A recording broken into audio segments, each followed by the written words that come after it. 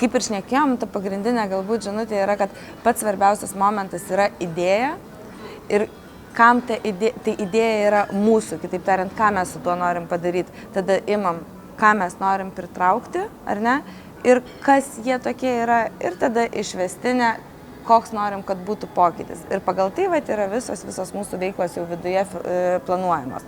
Tai apie veiklas gal pašnekėsim truputėlį vėliau, bet dabar yra labai svarbus momentas, kad jeigu mes, kas šitiem renginiam yra ypatingai svarbu, kad jeigu jau mes pajudinom nors truputį pirštą, tai žmonės apie tai turi žinoti, visi turi žinoti, nes tos temos, kuriomis mes norime padaryti gerąjį pokytį, labai dažnai viskas, kas yra su blogiukai susiję, tai labai greitai pritraukia dėmesį, labai skaitomi visi straipsniai ir taip toliau ir taip toliau. Tai labai svarbu yra, kad jeigu jau pasisukau į kairę, visi žino, pasisukau į dešinę, visi žino. Netgi kartais taip juokauju, bet toks yra, dirbu socialiniai medijai, ar ne, kad jeigu jau darau, tai būtinai turiu pagalvoti apie tai, kad čia būtinai turi būti užfiksuota. Nes jeigu ne, aš neturėsiu ką pasakyti žmonėm.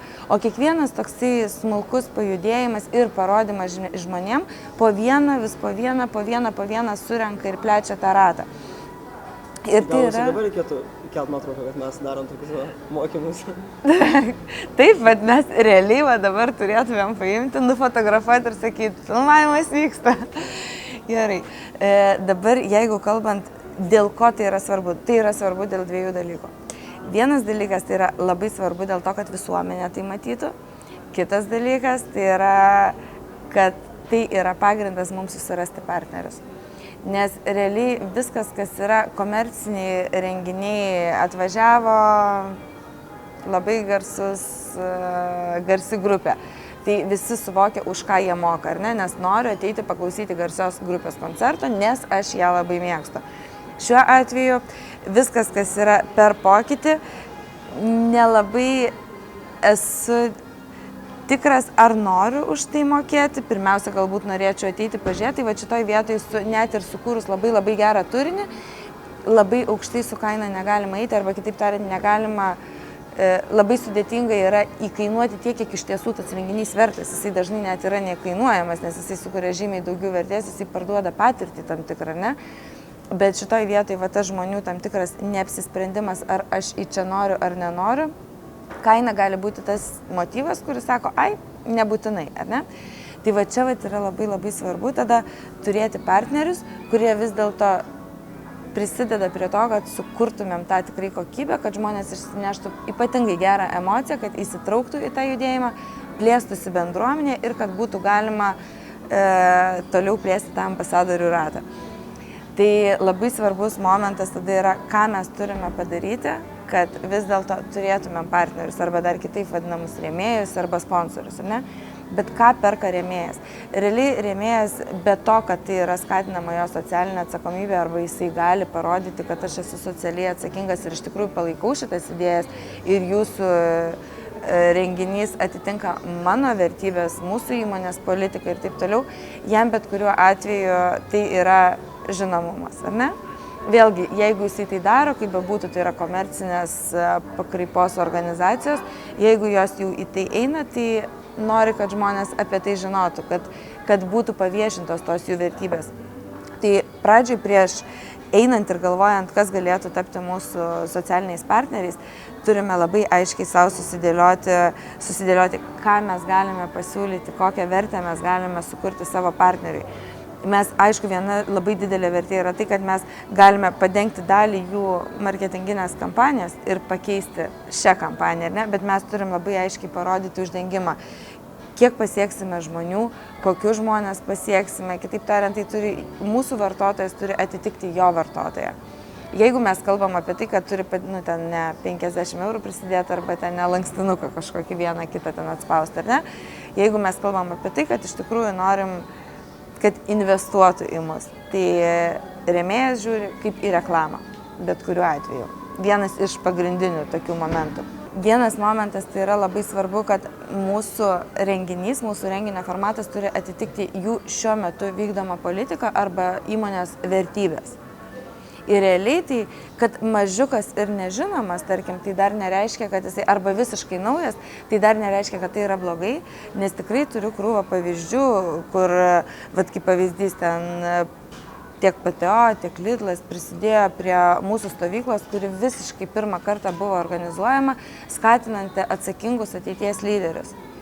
Ir va šitoj vietoj tai buvo, kad tu pateiki jiems konceptą, kuris jiems atrodo kitoks ir įdomus. Tai va tas, kad niekada tai nebuvo daryta, tai labai dažnai tai net yra pliusas. Dėl to, kad tai yra kitaip. Tai yra, mes keičiame netgi savo marketinginę strategiją tam tikrą prasme, ar ne? Tai yra marketinginis sprendimas, kuris ir socialinę poziciją parodo ir parodo, kad mes esame socialiai atsakingi ir tuo pačiu tai yra kitaip, negu buvo visada.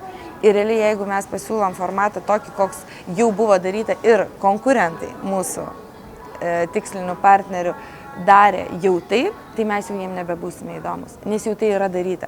Tai va sugebėti pateikti tą kitaip ir pateikti tom įmonėm, kurių vertybės yra tokios pačios, tai va čia va yra.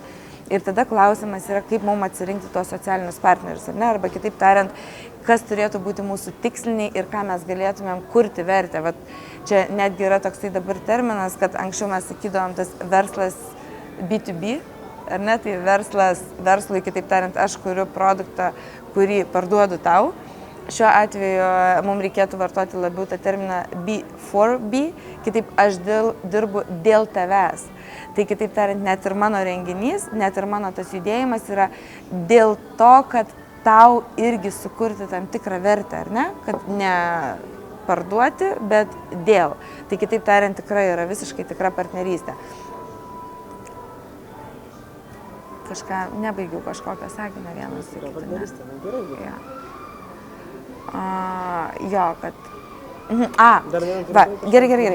Tam, kad atsirinkti, ir iš tikrųjų yra labai svarbu atsirinkti tinkamus partnerius, bet pirmiausia, savo kokį namų darbą turėtumėm padaryti, tai pagalvoti, kurie partneriai mums galėtų būti, kurie partneriai iš tikrųjų vykdo tą politiką, kuri atitiktų mūsų vystomą idėją.